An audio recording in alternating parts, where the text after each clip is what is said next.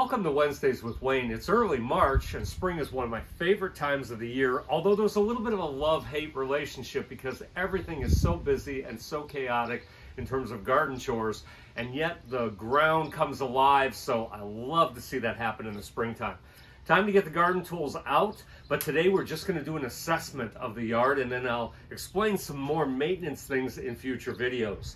Right now I'm looking at the last of my containers, still looking good. This one happens to be in quite a bit of shade, so that container is still amazing for the first part, middle of March.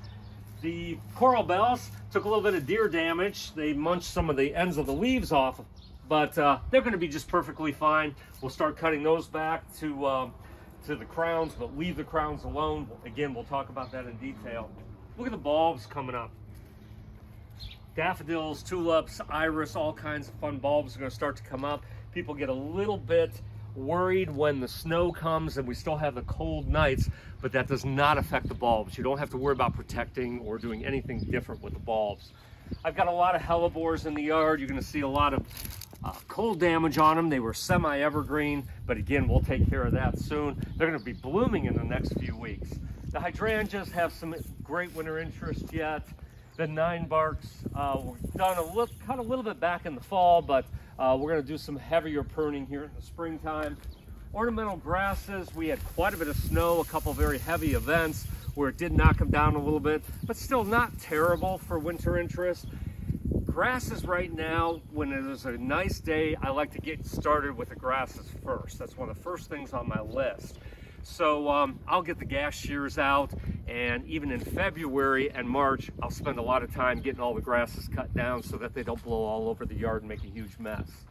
I'm going down to the newer area where I've done the fire pits and newly landscaped area.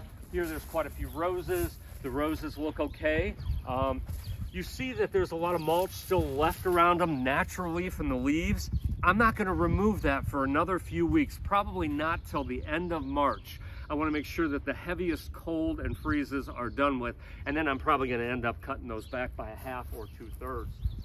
And again, some more of the grasses. This was Aconocloa, or Japanese forest grass, so that'll be cut down to just a couple inches above the ground. I'm over in an area in my yard where I have some of the smooth hydrangeas. I actually have in the background some of the oak leaf hydrangeas, have had some deer damage on those.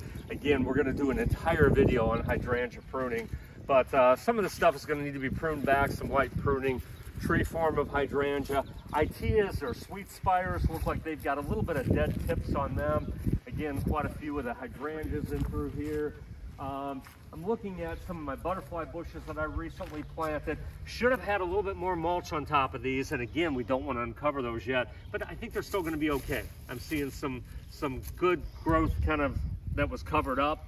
A little bit of deer coming through the area. We can see some signs of that, so they seem to have actually annihilated some of my Fothergilla, so we'll do some light pruning on that as well. I put a bunch of perennials through this area as well as shrubs. You can see some of the taller perennials. This I can go ahead and take down to the ground at any time if there's some warm days again in February and March and the first part of April. Hydrangea pruning, again, we'll talk about a little bit later, some more Fothergillas. And as we come to this last area, I planted some Deervilla last year. I'll actually end up doing a light pruning on these Deervilla just to shape them up.